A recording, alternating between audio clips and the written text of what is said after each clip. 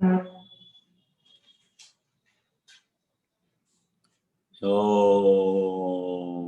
नमोस्तु नमोस्तु नमोस्तु नमोस्तु। णवलोई शौत्रिकाड़वर्ती अरहंताणम णवलोई शौत्रिकाड़वर्ती शिदाणम णवलोई शौत्रिकाड़वर्ती आयरियाणम णवलोई शौत्रिकाड़वर्ती उवज्जायाणम णवलोई शौत्रिकाड़वर्ती शवशाहुणम। ओंकार बिंदु संयुक्तम नित्यम ध्यायन्ति योगिना कामदम मोक्षदम चैव ओंकाराय नमो नमः। मंगलम भगवान वीरो मंगलम गौतमो गणी मंगलम कुंदार्यो जैन धर्मोस्तु मंगलम। सर्वमंगल मांगल्यम सर्व कल्याण कारकम प्रधानम सर्वधर्माणम जैनम जयतु शासनम। नमः शमैशाराय स्वानुभूत्या चकाशते चिस्वभावाय भावाय सर्वभावांतरच्छिदे एगो में शाश्वतोपाज्ञान दर्शन लखणो शेषा में बाहिरा भावा सवे संयोग लखणा। मारो सुशाश्वत एक दर्शन ज्ञान लक्षण जीव छे बाकी बधा संयोग लक्षण भाव मुझती बाह्य छे। હું એક શુદ્ધ સદા અરૂપી જ્ઞાન દર્શન મય કરે કઈ અન્ય તે મારું જરી પરમાણુ માત્ર નથી અરે। જે જાણતો અરહંત ને ગુણ દ્રવ્ય ને પર્યાયપણે તે જીવ જાણે આત્મને તશુ મોહ પામે લય કરે। નથી અપ્રમત કે પ્રમત નથી જે એક જ્ઞાયક ભાવ છે એ રીત શુદ્ધ કથાય ને જે જ્ઞાત તે તો તે જ છે। જેમ નેત્ર તેમજ જ્ઞાન નથી કારક નથી વેદક હરે જાણે જ કર્મોદય નિર્જરા બંધ તેમજ મોક્ષ ને। ધ્રુવ અચલ ને અનુપમ ગતિ પામેલ સર્વેશિત ને વંદી કહું સુત કેવલી કથિતા સમય પ્રાપ્ત। સ્થાપ નિજ ને મોક્ષ પંથે ધ્યા અનુભવ તે હને તેમાં જ નિત્ય વિહાર કર નહીં વિહર પર દ્રવ્યો વિશે। ओम श्री नमः शिदेव्य नमः शिदेव्य नमः शिदेव्य। योगिंदु देव द्वारा रचा हुआ ये परमात्मा प्रकाश ग्रंथ है। उसके पहले अधिकार की 68 नंबर की गाथा के ऊपर अपनी चर्चा चल रही है। ये 68 नंबर की गाथा पूरा त्रिकाली द्रव्य को बताने वाली है। त्रिकाली द्रव्य कैसा होता है कि त्रिकाली द्रव्य ध्रुव है, टंकोत्कीर्ण है, शाश्वत है, अभेद और अखंड अपरिणामी तत्व है। ऐसा ये गाथा में त्रिकाली आत्मा दृष्टि का विषय बता रहे हैं।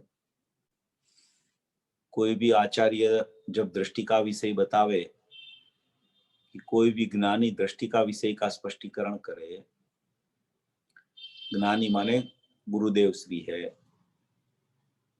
गुरुदेव के अलावा जो भी गुरुदेव की निश्रा में हुए हैं ज्ञानी, उसकी बात है। वो जो दृष्टि का विषय कोई भी आचार्य भगवान बतावे कि कोई भी ज्ञानी बतावे तो वो नियम से उसमें कोई उत्पाद व्यय, कोई पर्याय, कोई बंध मोक्ष, कोई बंध का मार्ग, मोक्ष का मार्ग, ये सब जो परिणमन वाली दशा है, ये कोई परिणमन उसमें शामिल नहीं हो सकता। अगर परिणमन उसमें ध्रुव में हो जाए तो ध्रुव अपरिणामी न रह सके, तो पर्याय का जो आश्रयभूत तत्व है, जो जिसको पर्याय को उपादेय करना है, वो तत्व ही पर्याय जैसा परिणमन वाला हो जाए तो वो पर्याय अपनी अशुद्धता का नाश कौन सी शुद्धता के आश्रय से कर सकता है। इसलिए कोई भी उत्पाद व्यय वाला परिणमन है, चाहे अशुद्ध परिणमन हो कि चाहे शुद्ध परिणमन भी हो, क्योंकि शुद्ध परिणमन के आश्रय से नई शुद्धता नहीं प्रकट होती, क्योंकि परिणमन होता है ना, उत्पाद व्यय उत्पाद व्यय उत्पाद व्यय उत्पाद व्यय चलता है, वो स्थिर नहीं होता, इसलिए उसके आश्रय से नई शुद्धता नहीं होती। स्थिर तत्व जो होता है कि जिसमें परिणमन नहीं होता है, जो अपरिणामी होता है, उसके आश्रय से भी, उसके आश्रय से ही प्रथम शुद्धता और नई नई जो भी शुद्धता है वो उसके आश्रय से ही होती है। कोई भी अशुद्धता का नाश करके शुद्धता प्रकट करने के लिए ये एक टंकोत्कीर्ण चैतन्य, अपरिणामी तत्व, आश्रयभूत तत्व, स्थिर तत्व, वो बिना परिणमन वाला अपरिणामी तत्व उसके पास अनादि से है। कोई भी जीव हो उसके पास अनादि अनंत ये तत्व, अपरिणामी तत्व, स्थिर तत्व, ध्रुव तत्व, टंकोत्कीर्ण तत्व रहता है कि जिसमें परिणमन ही नहीं होता। और परिणमन जहां होता है वो उत्पाद व्यय वाला परिणमन, वो उत्पाद में जो बंध होता है या जो मोक्ष मार्ग होता है या जो मोक्ष होता है, वो सब पर्याय या तो इसको छोड़ के होती है तो बंध की पर्याय है, या तो इसको ग्रहण करके होती है तो मोक्ष मार्ग और मोक्ष की पर्याय है। इसका ग्रहण और इसका छोड़ना उसके ऊपर पर्याय का बंध मोक्ष का आधार है। इसका आश्रय ले तो मोक्ष मार्ग और मोक्ष होता है, इसका आश्रय न ले तो बंध मार्ग रूप परिणमन होता है। तो ये आश्रयभूत तत्व है, ये ध्रुव टंकोत्कीर्ण त्रिकाण तत्व है, ये अखंड अभेद तत्व है, शुद्ध तत्व है, नित्य तत्व है, नित्य निरावरण तत्व है, प्रत्यक्ष प्रतिभासमय तत्व है। ऐसी एक अविनश्वर सत्ता कि जिसका कभी नाश ही नहीं होता। कितनी पर्याय नाश हो जाए ये अविनश्वरता इसकी छूटती नहीं। उसकी चर्चा यहाँ योगिंदु देव 1300-1400 साल पहले हो गए।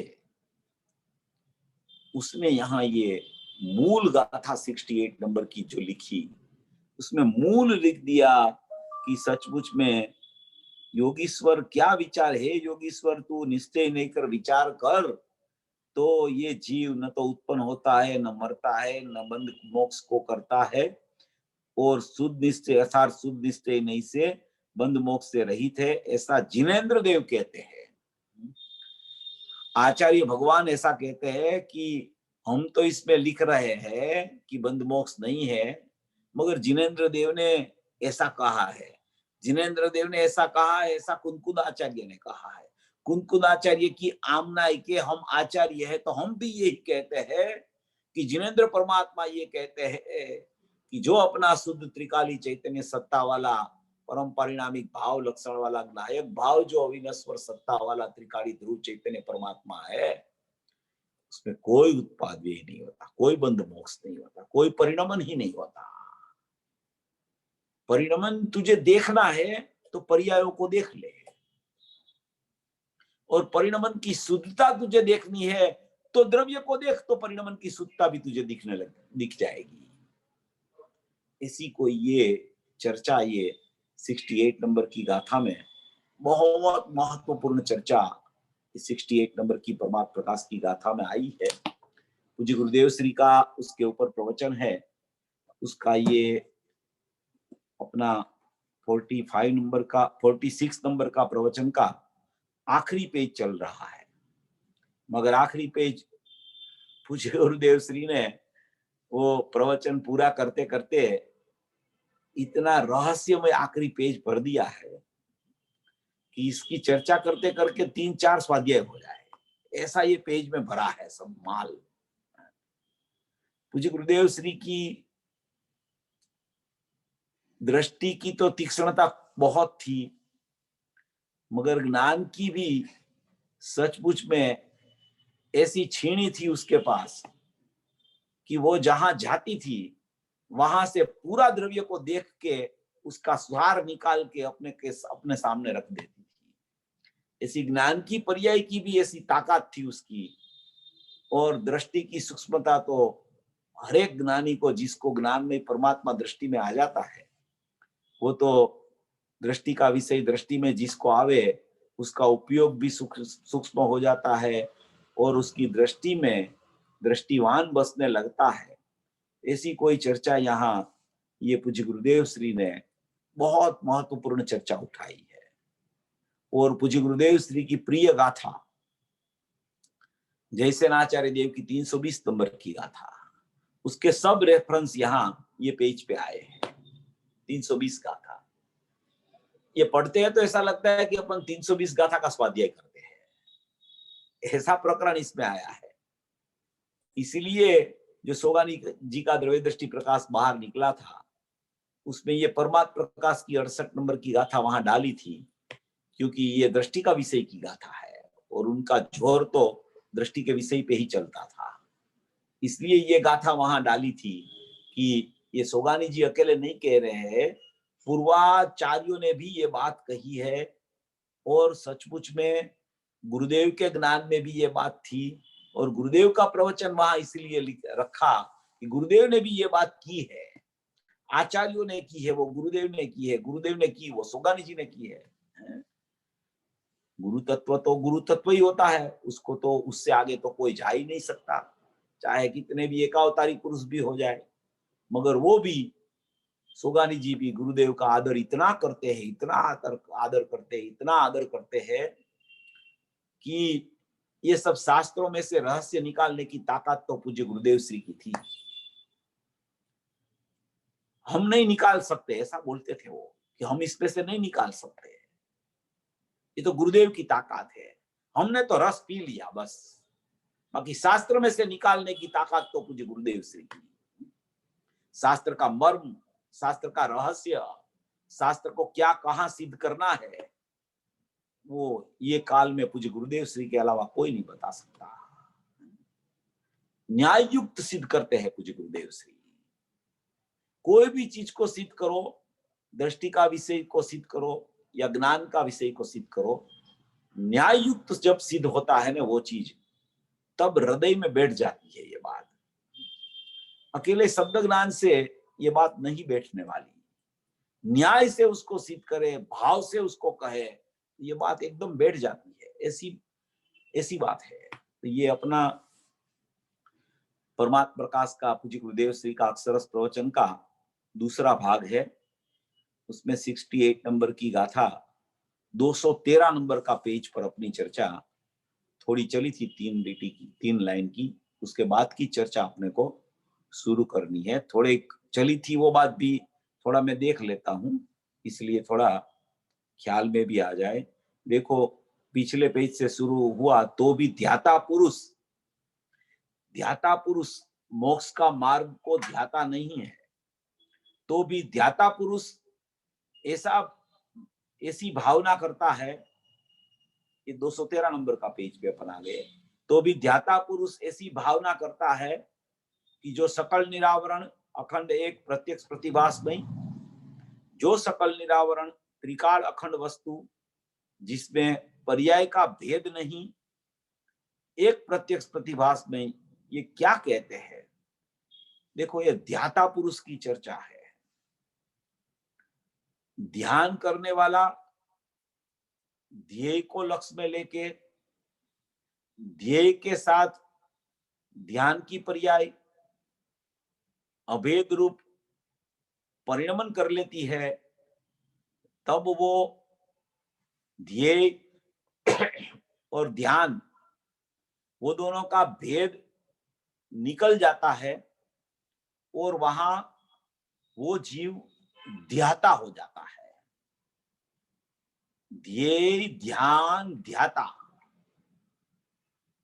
श्रद्धेय श्रद्धा, ज्ञान ज्ञेय ज्ञाता, ये जो बात जो आती है ना, तो इसमें यहां ध्येय ध्यान और ध्याता की चर्चा है। ध्येय माने त्रिकाली द्रव्य, ध्यान माने वो त्रिकाली द्रव्य ध्येय को लक्ष्य में लेने वाली ध्यान वाली पर्याय, और वो ध्यान करने वाली पर्याय किसका ध्यान करती है, तो कि ध्येय का ध्यान करती है। तो वो ध्येय का ध्यान करती है तो क्या बन जाती है, तो वो ध्याता हो जाता है, वो चीज ध्याता हो जाता है, ज्ञाता हो जाता है, माने कि श्रद्धान करने वाला हो जाता है। ध्येय ध्यान ध्याता, तो ये ध्याता पुरुष की चर्चा यहां उठाई कि ध्याता पुरुष मोक्ष का मार्ग का ध्यान नहीं करता। ध्याता पुरुष माने जो जीव ने ध्येय को लक्ष्य में लेके ध्यान अभेद कर दिया ध्यान ध्येय के साथ में, वो ध्याता हो गया। वो ध्याता पुरुष पर्याय का ध्यान नहीं करता, मोक्ष मार्ग का ध्यान नहीं करता, मोक्ष का ध्यान नहीं करता, वो ध्येय का ध्यान करता है, इसलिए वो ध्याता है। उसका नाम भी ध्याता क्यों पड़ा है, क्योंकि वो ध्येय का ध्यान कर रहा है, उसके ध्यान में ध्येय बस रहा है, त्रिकाली चीज बस रही है, इसलिए उसका नाम ध्याता कहा है। तो ध्याता पुरुष मोक्ष का मार्ग को ध्यावता नहीं, माने मोक्ष का मार्ग का ध्यान नहीं करता वो ध्याता पुरुष, क्योंकि ध्याता पुरुष ही इसे कहते हैं कि वो ध्येय का ध्यान करे, वही ध्याता पुरुष होता है। तो ध्याता पुरुष मोक्ष का मार्ग की पर्याय प्रकट हुई उसका ध्यान नहीं करता, तो भी ध्याता पुरुष ऐसा भावना ऐसी करता है, उसकी ध्याता पुरुष की भावना क्या होती है, उसका ध्यान में क्या भावना से वो ध्याता हुआ है कि जो सकल निरावरण अखंड एक प्रत्यक्ष प्रतिभास में, माने कि त्रिकाली द्रव्य के विशेषण है ये सब, जो सकल निरावरण अखंड एक प्रत्यक्ष प्रतिभास में अविनश्वर शुद्ध पारिणामिक परम भाव लक्षण, तो ध्याता पुरुष ऐसा ही ध्येय का स्वीकार करता है, तब वो ध्याता होता है। वो ध्यान में ध्येय को लक्ष्य में लेता है, तब वो ध्याता हो जाता है। तो ध्याता पुरुष क्या भावना करता है, किसको भावता है, किसकी भावना करता है कि जो सकल निरावरण अखंड एक प्रत्यक्ष प्रतिभासमयी है, उसकी ही ध्याता पुरुष भावना करता रहता है। वो ध्याता पुरुष, ध्याता नाम ही उसका इसलिए कहा जाता है कि उस ध्रुव की भावना करता है। वो ध्येय उसको ध्यान में लिया है उसने, इसलिए वो ध्याता हो गया है। इसलिए ध्याता पुरुष किसकी भावना करता है, तो क्या मोक्ष मार्ग की भावना नहीं करता, मोक्ष की भी भावना नहीं करता। मोक्ष मार्ग और मोक्ष जिसके आश्रय से प्रकट होने वाला है, वो सचमुच में ध्येय है, उसकी ध्यान, उसका भावना, उसकी एकाग्रता, उसकी वो जो करता है उसको ध्याता पुरुष कहा जाता है। इसलिए ध्याता पुरुष ऐसा भावता है कि सकल निरावरण अखंड एक प्रत्यक्ष प्रतिभास में, जो सकल निरावरण त्रिकाल अखंड वस्तु जिसमें पर्याय का भेद नहीं, सकल निरावरण वस्तु में पर्याय का भेद नहीं, ऐसा ध्याता ध्यान करता है। तो ध्याता ने पर्याय जो भिन्न थी, भेद रूप थी, वो ध्याता बना, तो वो पर्याय त्रिकाली द्रव्य सकल निरावरण अखंड एक प्रत्यक्ष प्रतिभास में से अभेद होके परिणमन हो गई, इसलिए वो ध्याता हो गया। तो ध्याता हो गया इसलिए अभी उसको पर्याय का भेद नहीं दिखता है, क्योंकि पर्याय का भेद रहा ही नहीं, अभी पर्याय ही आत्मा हो गई, पर्याय का भेद ही नहीं रहा, इसलिए वो ध्याता हो गया। ये ध्याता पुरुष की बात है, ये ध्येय की बात नहीं। ध्येय की बात सकल निरावरण अखंड है, ध्यान की बात मोक्ष मार्ग रूप परिणमन वाली बात, सम्यक दर्शन चारित्राणी मोक्ष मार्ग, वो ध्यान में होता है। ध्येय त्रिकाली द्रव्य होता है सकल निरावरण अखंड, और ध्येय का ध्यान करने वाला वो ध्येय से अभेद होके ध्यान करता है, तब वो ध्याता बन जाता है। तो ध्येता पुरुष किसका ध्यान करता है, कि ध्याता पुरुष सकल निरावरण अखंड एक प्रत्यक्ष प्रतिभासमय का ध्यान करता है। वो ध्यान करता है ध्येय का, तब क्या होता है, क्योंकि तब उसमें पर्याय का भेद नहीं होता है, माने कि पर्याय जो भेद रूप रहे तो वो ध्याता नहीं कहा जाता। ध्याता कहा गया तो पर्याय का भेद नहीं है उसमें, वो पर्याय अभेद होकर परिणमी गई तो उसको ध्येता कहने में आया। ऐसी चर्चा है यहाँ पे, है? बोला जाता है ध्रुव की चर्चा है, अखंड की चर्चा है, ध्येय की चर्चा है, मगर वो ध्येय को ध्यान में लेके ध्याता कैसे होता है उसकी भी चर्चा इसमें शामिल है। पर्याय का भेद नहीं, एक प्रत्यक्ष प्रतिभास में ये क्या कहते हैं, देखो यहाँ तक तो अपन ने ले लिया था। बाद में जो चर्चा आई है वो बहुत मर्म वाली है। ज्ञान की पर्याय में जिसका प्रत्यक्ष प्रतिभास होता है, देखो ये प्रतिभास की चर्चा है। ये 320 गाथा में जो प्रकरण आया कि जे सकल निरावरण अखंड एक प्रत्यक्ष प्रतिभासमय अविनश्वर शुद्ध पारिणामिक परम भाव लक्षण नीच परमात्मा द्रव्य वही मैं हूं, खंड ज्ञान रूप में नहीं हूं। वहां जो लिखा कि सकल निरावरण प्रत्यक्ष प्रतिभासमय, तो ये जो पूरा बोल अभी अपन ने बोला, सकल निरावरण अखंड एक प्रत्यक्ष प्रतिभासमय अविनश्वर शुद्ध पारिणामिक परम भाव लक्षण नीच परमात्मा द्रव्य, वो तो पूरा बोल त्रिकाली द्रव्य का है। वहां प्रतिभासमय लिखा है। क्या लिखा है? प्रत्यक्ष प्रतिभासमय। प्रत्यक्ष प्रतिभासमय उसका वाच्य त्रिकाली द्रव्य है। और प्रतिभास ज्ञान की पर्याय में होता है, वो प्रतिभास की बात अलग है, प्रत्यक्ष प्रतिभासमय की बात अलग है। प्रत्यक्ष प्रतिभासमय त्रिकाली द्रव्य को बोलते हैं कि प्रत्यक्ष माने कि ज्ञान में प्रत्यक्ष, प्रतिभास माने कि ज्ञान, मय माने कि ज्ञानमय प्रत्यक्षता। त्रिकाल ज्ञानमयी ध्रुव की प्रत्यक्षता, उसका नाम प्रत्यक्ष प्रतिभासमय पना है। वो स्वभाव और शक्ति वो दोनों अभेद है दृष्टि का विषय में अंदर, तो उसको प्रत्यक्ष प्रतिभासमय कहा जाता है। अभी यहाँ जो चर्चा अभी अभी शुरू हो रही है, वो फिर ज्ञान की पर्याय को वहां खड़ा किया है।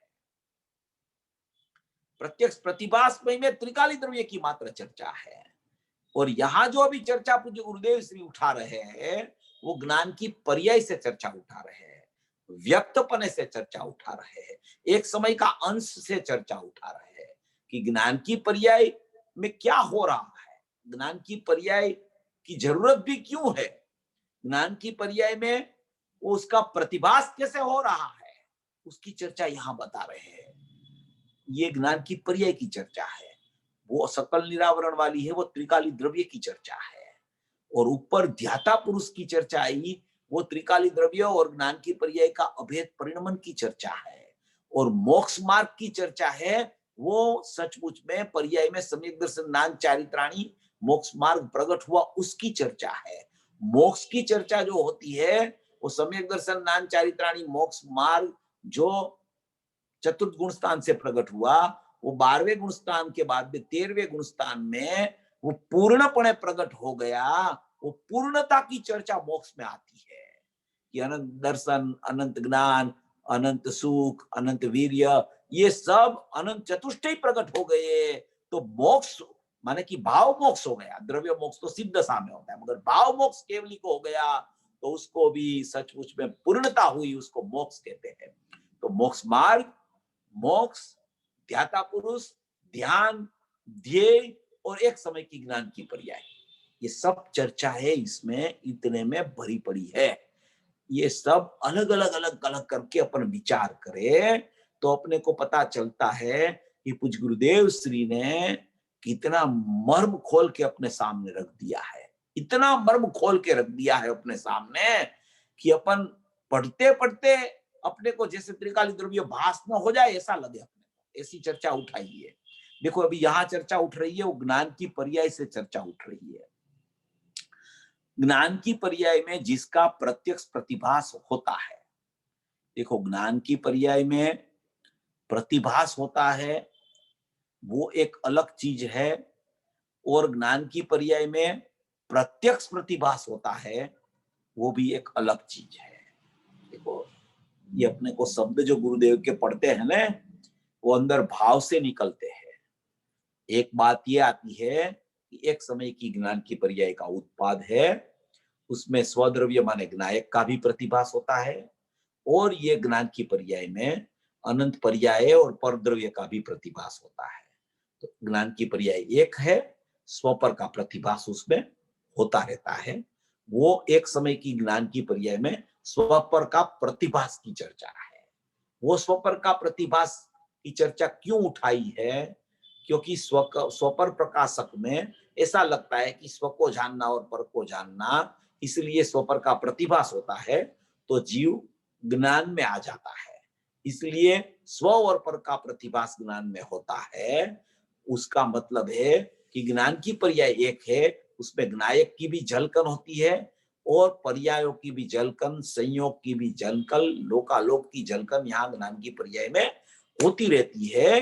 तो उसको कहा जाता है कि ज्ञान की पर्याय में स्वपर का प्रतिभास होता है, ये एक बात है। अभी यहां जो बात डाली है, ज्ञान की पर्याय में जिसका प्रत्यक्ष प्रतिभास होता है, प्रत्यक्ष प्रतिभास। प्रत्यक्ष प्रतिभास माने उसकी चीज, उसको क्या कहना चाहते हैं?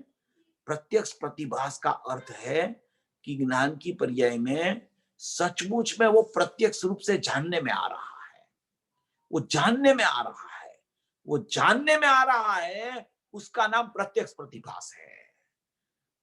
खाली प्रतिभास का नाम है कि दोनों है ऐसा ज्ञान में ख्याल आता है, मगर अभी जानने में नहीं आ रहा प्रत्यक्ष। यहां क्या कह रहे हैं कि ज्ञान की पर्याय में जिसका प्रत्यक्ष प्रतिभास होता है।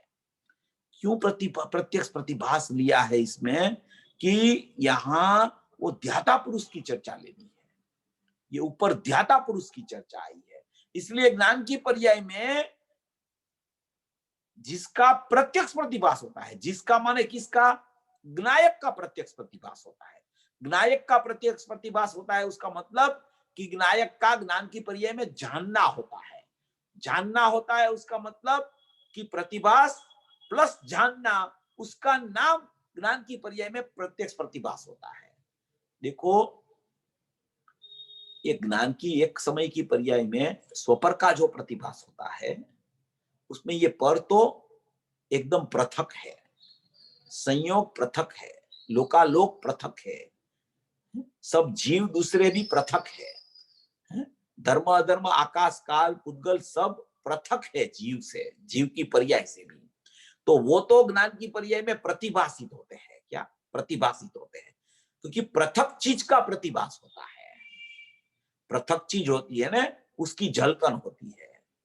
अनन्य चीज की झलकन क्यों कहने में आती है ज्ञान की पर्याय में? स्व और का पर का प्रतिभास, तो पृथक चीज है उसका तो प्रतिभास कहने में आता है।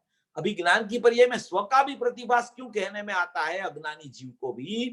क्योंकि वो ज्ञान की पर्याय में नायक नायक होने पर भी वो ज्ञान की पर्याय में प्रत्यक्ष जानने में नहीं आया, इसलिए वो परोक्ष है। परोक्ष है इसलिए ज्ञान की पर्याय में उसका भी प्रतिभास होता है। ये पृथक चीज का भी प्रतिभास और ज्ञान की पर्याय में नायक परोक्ष है उसका भी प्रतिभास। अभी ये एक बात हुई, ये अज्ञान दशा की चर्चा है। अज्ञानी को क्या है कि ज्ञान की पर्याय में स्वपर का प्रतिभास होता है। अभी स्वपर का प्रतिभास होते होते वो अज्ञानी जीव ने क्या किया कि ज्ञान की पर्याय में मुझे तो ज्ञायक जानने में आ रहा है, मेरा ज्ञायक तो प्रत्यक्ष है मेरी ज्ञान की पर्याय में, मेरा ज्ञान ही ऐसा है कि ज्ञायक को छोड़ता ही नहीं। तो ज्ञान की पर्याय में प्रत्यक्ष जिसका प्रतिभास, माने कि प्रत्यक्ष प्रतिभास माने ज्ञान की पर्याय में ज्ञायक का जानना, वो जानने का नाम प्रत्यक्ष प्रतिभास है। यहाँ ये ज्ञान की पर्याय में जिसका प्रत्यक्ष प्रतिभास होता है, वो ज्ञान की पर्याय में ज्ञायक का जानना हो रहा है। माने कि ये ध्याता पुरुष की चर्चा चल रही है। ध्याता पुरुष की ज्ञान की पर्याय में ज्ञायक का जानना निरंतर प्रत्यक्ष रूप से चल रहा है, इसलिए यहाँ ज्ञान की पर्याय में जिसका प्रत्यक्ष प्रतिभास होता है ऐसा लिखा है।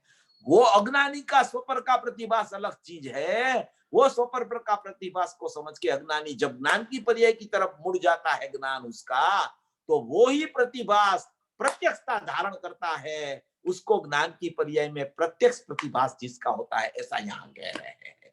क्योंकि ये तो सब पृथक है और ज्ञान की पर्याय में ज्ञायक नहीं आया तब तक वो ज्ञायक परोक्ष है। अभी ज्ञान की पर्याय में ज्ञायक आ गया, ज्ञायक आ गया माने ज्ञायक उसमें आता नहीं, ज्ञान की पर्याय ने उसका अवलंबन लेके उसका अनन्य था वो अभेदपना कर लिया। अनन्य तो थी ज्ञान की पर्याय, मगर वो अभेद परिणमन हो गई तो वो प्रत्यक्ष हो गया। अनन्य था वो परोक्ष था, परोक्ष था तब तक दोनों का प्रतिभास था। अभी प्रतिभास के प्लस जानना हो गया ज्ञायक का, प्रतिभास प्लस जानना, तो प्रतिभास तो था अभी जानना हो गया तो वो प्रत्यक्षता हो गई। तो प्रत्यक्षता के काल में ज्ञान की पर्याय में ज्ञायक जानने में आ रहा है, ज्ञायक ज्ञान की पर्याय में आता नहीं मगर ज्ञान की पर्याय में ज्ञायक जानने में आ जाता है। ज्ञायक यहाँ नहीं आता ज्ञान की पर्याय में, ज्ञान की पर्याय उसको जान लेती है, उसका नाम ज्ञान की पर्याय में जिसका प्रत्यक्ष प्रतिभास है, ऐसा यहाँ पूज्य गुरुदेव श्री कहना चाहते हैं। ज्ञान की पर्याय में जिसका प्रत्यक्ष प्रतिभास होता है, ज्ञान की पर्याय में जिसका प्रत्यक्ष प्रतिभास होता है, वो चीज नहीं आती इसमें। ज्ञायक भाव ज्ञान की पर्याय में नहीं आता, मगर प्रतिभास हो जाता है। प्रतिभास हो जाता है माने कि ज्ञान हो जाता है ज्ञान की पर्याय में कि मैं ज्ञायक हूं, मैं ज्ञायक हूं, ऐसा ज्ञान हो गया ज्ञान की पर्याय में, उसको प्रत्यक्ष प्रतिभास बोला जाता है। जब तक मैं ज्ञायक हूं ऐसा ज्ञान की पर्याय में ज्ञान नहीं होता, तब तक वो ज्ञायक का परोक्ष प्रतिभास कहा जाता है। परोक्ष प्रतिभास में अनुभूति नहीं होती है, प्रत्यक्ष प्रतिभास में अनुभूति हो जाती है। यहाँ अभेद परिणमन बताना है। ये ऐसा लगता है ना कि ध्रुव की चर्चा चले, तो ध्रुव की चर्चा में सब जगह ध्रुव का ही बताना नहीं होता है। ध्रुव के साथ अभेद परिणमन की भी चर्चा गुरुदेव का श्रीमुख से वही प्रवचन में आती रहती है, क्योंकि ध्याता पुरुष की चर्चा लेनी है तो ज्ञान की पर्याय में ज्ञायक का प्रत्यक्ष प्रतिभास। जब तक जानने में नहीं आता तब तक परोक्ष, जानने में आ गया तो प्रत्यक्ष प्रतिभास। और वो ज्ञायक भाव ज्ञान की पर्याय में आता नहीं, वो चीज आती नहीं मगर प्रतिभास होता है। वो चीज आती नहीं ज्ञान की पर्याय में, माने ज्ञायक ज्ञान की पर्याय में नहीं आता, मगर जैसा ज्ञायक है ऐसा प्रतिभास आता है, माने कि जैसा ज्ञायक है ऐसा ज्ञान ज्ञान की पर्याय में हो जाता है कि ऐसा ज्ञायक है। उसका नाम प्रतिभास यहाँ कहने में आता है। वो प्रतिभास अलग बात है, ये जानने के रूप में प्रतिभास की चर्चा यहाँ आई है। प्रतिभास के बहुत मीनिंग है, सभी जगह एक ही अर्थ नहीं निकलता। कभी स्वपर का प्रतिभास के रूप में बात आती है ज्ञान की पर्याय की, कभी ज्ञान की पर्याय में प्रत्यक्ष प्रतिभास की बात आती है, कभी इसको ऐसा ही लगता है कि मैं मनुष्य ही हूं, ऐसा ही ये जीव को प्रतिभास हो रहा है, तो अज्ञान सिद्ध करने के लिए भी वो प्रतिभास का अर्थ होता है। ऐसी बहुत सी प्रतिभास शब्द अपने शास्त्रों में भरे पड़े हैं। बहुत सा प्रतिभास का मर्म है, जो अपना एक पुस्तक निकला है वो मंगल ज्ञान दर्पण करके, उसमें पूरा प्रतिभास की बात लिखी गई है। वो मंगल ज्ञान दर्पण है, उसमें प्रतिभास की सब चर्चाएं हैं। आचार्य भगवान ने कहां प्रतिभास शब्द डाला है, वो भी चीज उसमें आचार्य भगवान की और गुरुदेव ने कहां प्रत्यक्ष प्रतिभास और प्रतिभास का अर्थ किया है, उसकी चर्चा उसमें बहुत सी आई है। उसका स्वाध्याय करने से पता चलता है। मगर मूल प्रतिभास का अर्थ ये है कि एक ज्ञान की पर्याय में स्वपर का प्रतिभास होता है। वो दोनों, ये तो पृथक है और ये परोक्ष है। पृथक और परोक्ष में भी अंतर क्या है कि पृथक माने तो ये एकदम भिन्न चीज है, परोक्ष माने कि वो ज्ञान की पर्याय में वो ज्ञायक तो अनन्य रूप से ख्याल में आ रहा है, मगर अनुभूति नहीं हुई तब तक वो परोक्ष है। और ये तो लोकालोक सब दूसरे जीव ये तो भिन्न ही है, इसलिए उसमें परोक्षपना भी लागू नहीं पड़ता। ये ज्ञायक में परोक्षपना वो ज्ञान की पर्याय में अनन्यता होने से उसमें वो परोक्षपना लागू पड़ता है, और अनन्य में से अभेद हो जाता है तो सचमुच में उसका प्रत्यक्षता उसको ख्याल में आ जाती है। ऐसा यहाँ कहना चाहते हैं कि ये वो चीज आती नहीं मगर प्रतिभास होता है। माने कि ज्ञायक भाव कभी ज्ञान की पर्याय में नहीं आता।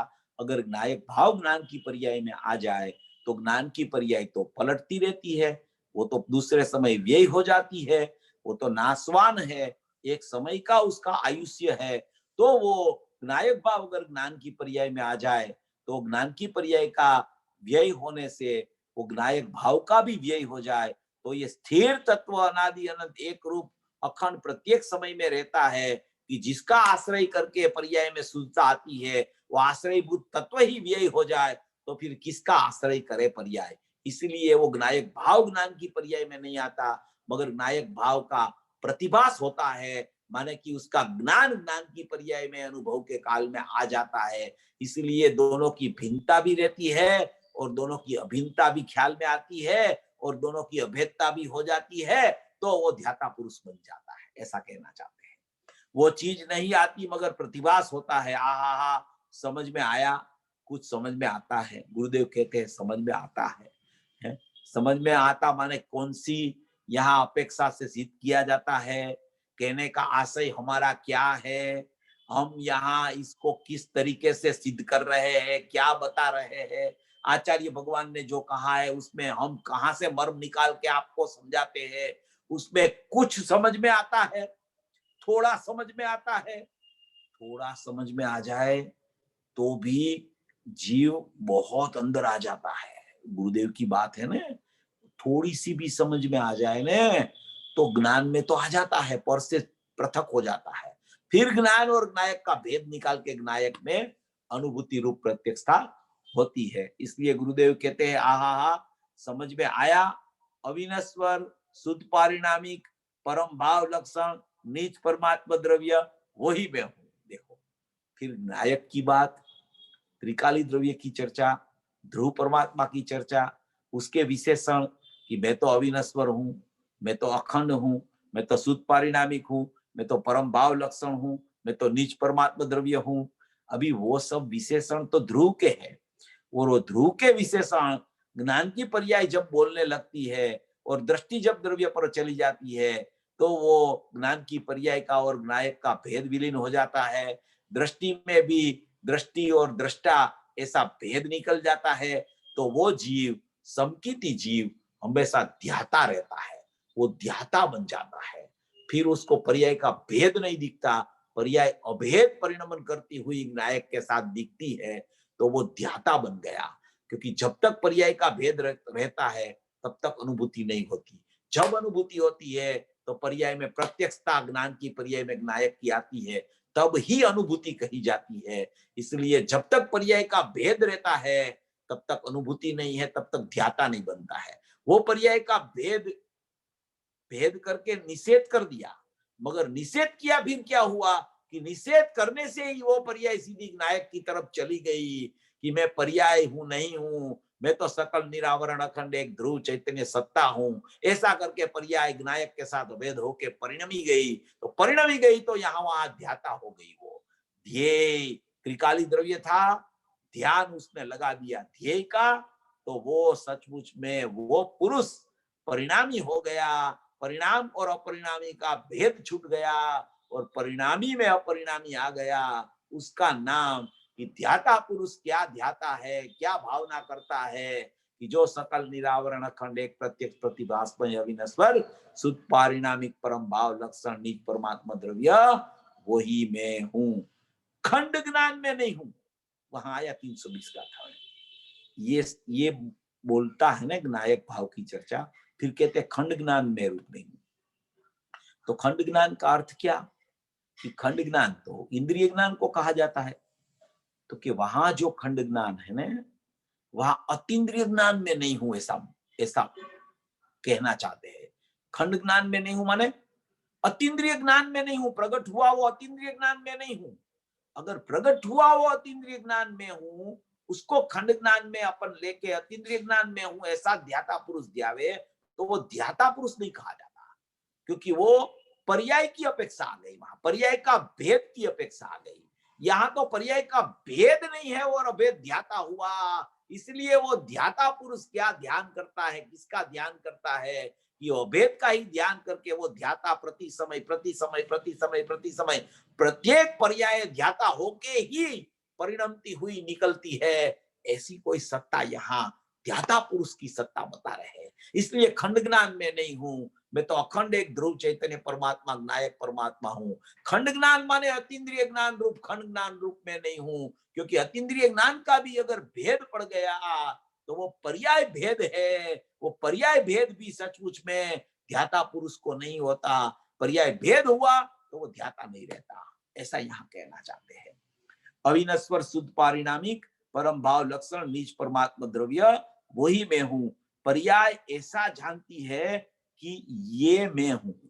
पर्याय क्या जानती है कि ये ज्ञायक में हूं, ये अखंड में हूं, प्रत्यक्ष प्रतिभास में मैं हूं, पारिणामिक भाव सत्ता में हूं, ऐसी पर्याय जानती है। कि पर्याय तो भिन्न है ना, पर्याय कैसे जानेगी, तो कि वो भिन्न है, वो पर्याय और द्रव्य की सत्ता बताने के लिए बात है। और जब ध्याता बनना हो त्यारे तब पर्याय ऐसा कहती है कि मैं द्रव्य हूं, तब वो ध्याता होती है।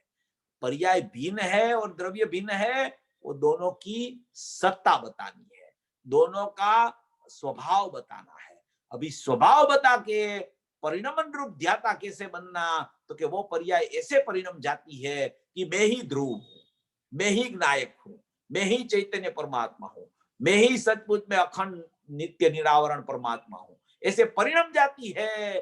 तब सचमुच में ऐसा कहा जाता है कि पर्याय ऐसे कहती है, पर्याय ऐसे जानती है कि यही मैं हूं। उसका मतलब वो पर्याय और द्रव्य का भेद निकल गया, भेद विकल्प छूट गया और वहां पर्याय और द्रव्य की अभेदता हो गई। उसका नाम ध्याता पुरुष ऐसा ध्याता है कि सकल निरावरण अखंड एक प्रत्यक्ष प्रतिभास में अविनश्वर सुख पारिणामिक परम भाव लक्षण नीच परमात्मा द्रव्य वही मैं हूं। वहां ध्याता पुरुष शब्द डाला है, वहां ध्यान करने वाला नहीं लिखा, ध्यान करने वाला नहीं लिखा, ध्याता लिखा। इसलिए वहां परिणामी हो गया है, इसलिए परिणामी में अपरिणामी है। ध्यान में ध्येय क्यों नहीं लिखा, ध्यान करने वाला पुरुष ऐसा ध्याता है ऐसा क्यों नहीं लिखा यहां, जैसे आचार्य देव ने क्यों नहीं लिखा होगा? क्योंकि उसको अभेद परिणमन चल रहा है और उसको अभेद परिणमन में भेद नहीं दिखता। पर्याय का, पर्याय का भेद दिखे तो ध्येय और ध्यान हो जाए, और पर्याय का और द्रव्य का भेद न दिखे तो वो ध्याता हो जाए। ध्याता ध्यान, मगर त्रिकाली द्रव्य और ध्यान का भेद न रहे तो ध्याता हो।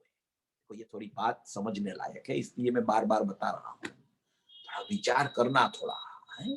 द्रव्य पर्याय की भिन्नता स्वभाव दोनों का पृथक पृथक बताने के लिए होती है। अनुभव की चर्चा जब चलती है तब ध्याता पुरुष की चर्चा आती है, तब ध्येय और ध्यान का भेद निकल जाता है, तब सचमुच में ध्याता हो जाता है, ऐसा कहना चाहते हैं यहाँ। इसलिए तो वो कहते हैं कि पर्याय ऐसा कहती है कि मैं यही हूं, तो पर्याय में मैं यही हूं, तो क्या किया पर्याय ने? जाना, पर्याय ऐसा जानती है कि यही मैं हूं, अविनश्वर में हूं, शुद्ध में हूं। तो पर्याय अभेद होके परिणम गई। श्रद्धा की पर्याय ने अहम कर दिया, ज्ञान की पर्याय ने अभेदता कर दी, चारित्र की पर्याय ने लीनता कर दी। उसका नाम वो सम्यक दर्शन ज्ञान चारित्राणी मोक्ष मार्ग, वो ध्येय के साथ अभेद होकर परिणम गया तो ध्याता बन गया। वो कहता है कि पर्याय ऐसा जानती है कि ये मैं हूं, भगवान ऐसा कहते कि ये जीव है। यहाँ आया नहीं वो 68 गाथा में कि जिनवर देव ने ऐसा कहा है कि जीव ऐसा है कि जो उत्पाद व्यय को नहीं करता, बंध मोक्ष को नहीं करता, बंध मोक्ष की पर्याय को भी नहीं करता, मार्ग को भी नहीं करता, ऐसा जिनवर ने कहा है। तो यहाँ गुरुदेव कहते हैं कि भगवान ऐसे कहते हैं कि ये जीव है, और पर्याय ऐसे कहती है कि ये मैं हूं। भगवान ऐसे कहते हैं कि ये त्रिकाली द्रव्य जीव है, और पर्याय ऐसे कहती है कि ये मैं जीव हूं।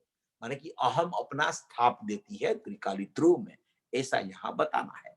ये पूरी चर्चाएं द्रव्य पर्याय की होती है पूरी। ये प्रमाण का विषय द्रव्य पर्याय स्वरूप है, और निश्चय का विषय ध्रुव है, और व्यवहार का विषय अकेला पर्याय है। द्रव्य पर्याय स्वरूप वस्तु प्रमाण का विषय है, व्यवहार का विषय पर्याय है, निश्चय का विषय द्रव्य है, और द्रव्य पर्याय दोनों को साथ में देखना उसका नाम प्रमाण है। मगर यहाँ जो ध्याता पुरुष की चर्चा आई है वो निर्विकल्प प्रमाण वाली चर्चा है, वो निर्विकल्प प्रमाण है। दो प्रकार के प्रमाण होते हैं, एक सविकल्प प्रमाण होता है, एक निर्विकल्प प्रमाण होता है। पहले प्रमाण होता है अज्ञानी को, वो सविकल्प प्रमाण होता है। सविकल्प प्रमाण में द्रव्य पर्याय की सत्ता उसके ख्याल में आती है कि द्रव्य ऐसा है और पर्याय ऐसा है, वो विकल्पात्मक प्रमाण कहा जाता है। वो विकल्पात्मक प्रमाण में से पर्याय की सत्ता मेरे में नहीं है, और निश्चय की सत्ता, व्यवहार की सत्ता, पर्याय की सत्ता मेरे में नहीं है, और निश्चय की सत्ता, ध्रुव की सत्ता ही मैं हूं। ऐसा ध्रुव की सत्ता का निश्चय जिसको ख्याल में आता है, उसको सचमुच में प्रमाण में से उसने निश्चय निकाल लिया। अभी उसने निश्चय निकाला, तो निश्चय निकाला तो क्या हुआ कि निश्चय द्रव्य है और व्यवहार पर्याय है, ऐसा उसको ख्याल में आ गया। अभी ख्याल में आ गया, बाद में क्या किया उसने कि ये निश्चय यही मैं हूं, निश्चय यही मैं हूं। तो सविकल्प प्रमाण में से निश्चय निकाला, निश्चय यही मैं हूं, तो वो फिर से पर्याय और द्रव्य की अभेदता हो गई। वो अभेदता हो गई। वो क्या हुई? पर्याय और द्रव्य की अभेदता के निर्मल पर्याय सहित की अभेदता हो गई, तो उसको निर्विकल्प प्रमाण बोला गया। एक सविकल्प प्रमाण अज्ञानी का, एक उसमें से निश्चय निकाला त्रिकाली द्रव्य, और तब वो बे हूं ऐसा किया तब प्रमाण हुआ, वो निर्विकल्प प्रमाण हुआ। एक सविकल्प प्रमाण, एक ध्रुव निश्चय और एक निर्विकल्प प्रमाण। और निर्विकल्प प्रमाण अनुभूति में चला, उसके बाद में भी ज्ञानी फिर विकल्प में आता है, तो फिर से उसको अनुभूति रूप निर्विकल्प प्रमाण चलता रहता है परिणति में, और बाद में सविकल्प प्रमाण का भी जन्म उपयोग बार जाता है तो होता है। ये थोड़ी सूक्ष्म बात है। विकल्पात्मक दशा में भी क्या होता है, ज्ञानी का, एक ज्ञानी का सविकल्प प्रमाण होता है, अज्ञानी का सविकल्प प्रमाण होता है। अज्ञानी उसमें से निश्चय निकालता है तो उसको निर्विकल्प प्रमाण हो जाता है। निर्विकल्प प्रमाण असंख्य समय तक अनुभूति के काल में चलता है, फिर अनुभूति से जीव च्युत होता है, तो फिर से वो ज्ञानी भी सविकल्प प्रमाण में आता है, मगर उसका ज्ञानी का सविकल्प प्रमाण अज्ञानी का सविकल्प प्रमाण जैसा नहीं है, क्योंकि ज्ञानी की परिणति में निर्विकल्प प्रमाण अंदर चल रहा है, और उसका एक भाग बाहर उपयोग का आया, उसमें विकल्पात्मक प्रमाण द्रव्य पर्याय का चल रहा है। इसलिए वो अलग प्रमाण है, वो अलग प्रमाण है। ये निर्विकल्प प्रमाण अलग है, निश्चय अलग है, पर्याय का व्यवहार अलग है। ऐसी पूरी ये सत्ता द्रव्य पर्याय का स्वरूप ख्याल में आ जाए तो ये सब उसको एकदम बैठ जाता है।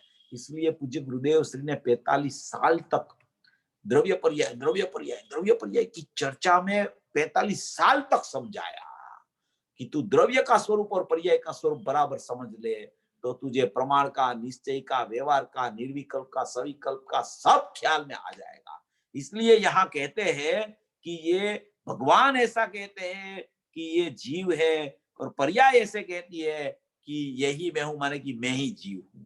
पर्याय अपना अस्तित्व भूल जाती है, और पर्याय न्योछावर पूरी द्रव्य में हो जाती है, तो मैं ही जीव हूं ऐसा उसका सुर निकलने लगता है। कि भगवान ऐसे कहते हैं कि ये जीव है, पर्याय ऐसे कहती है कि मैं ये हूं। आहा, देखो तो समझ में आया। देखो मुमुक्षु कहते हैं कि पर्याय पर्याय खुद अपने को भूल गई। पर्याय खुद अपने को भूल गई, उसका मतलब क्या है? पिछले पेज में भी ये बात आई थी, आखिरी आखिरी में पैराग्राफ में दूसरे लाइन में है कि तेरे को पर्याय को भी भूलना पड़ेगा, और पर्याय तब काम करेगी कि जब पर्याय को वो पर्याय भूल जाएगी। पर्याय ऐसे भूल जाएगी कि मैं पर्याय हूं, तब पर्याय का कार्य मैं द्रव्य हूं ऐसा शुरू होगा। जब तक पर्याय में मैं पर्याय हूं ऐसा चलता रहेगा, तब तक वहां पर्याय में मैं द्रव्य हूं ऐसा नहीं आएगा। इसलिए पर्याय का काम यथार्थ नहीं होगा। और पर्याय जब ऐसा भूल जाएगी कि मैं पर्याय हूं, माने कि पर्याय की प्रीति छूट जाएगी, पर्याय का अहम छूट जाएगा, मैं एक समय की हूं वो भी छूट जाएगा, और वो ऐसा ही ऐलान करने लगेगी कि मैं ही ध्रुव हूं, तो उसका पर्याय पना छूट जाएगा। पर्याय का माने कि समर्पित पर्याय की पूरी समर्पणता द्रव्य में हो जाएगी, तो पर्याय का उत्पाद में ही रह जाएगा, मगर पर्याय में पर्याय पना कि मैं पर्याय हूं वो निकल जाएगा, और मैं द्रव्य हूं वो आ जाएगा। इसलिए उसको अनुभूति हो जाएगी। ये यहाँ ये कहते हैं कि पर्याय अपने को खुद को भूल गई, पर्याय अपने को खुद को भूल गई। ऐसा गुरुदेव के टाइम में ऐसा भी एक प्रश्न आया था।